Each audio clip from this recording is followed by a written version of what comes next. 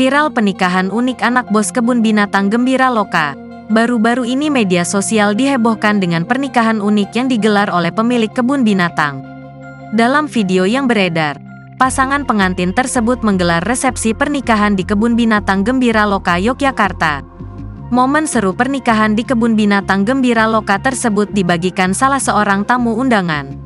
Mulanya, video ini diawali dengan kata "Pov pergi ke nikahan teman Raja dan Ratu Hutan Jogja," katanya.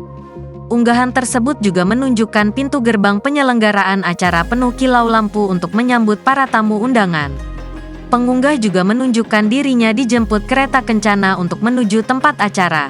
Tamu tersebut juga memperlihatkan peta acara di kebun binatang Gembira Loka. Selanjutnya cuplikan video tersebut juga menunjukkan para tamu undangan bisa memberi makan hewan di kebun binatang. Bahkan tamu juga bisa berfoto dengan burung kakatua di depan mereka.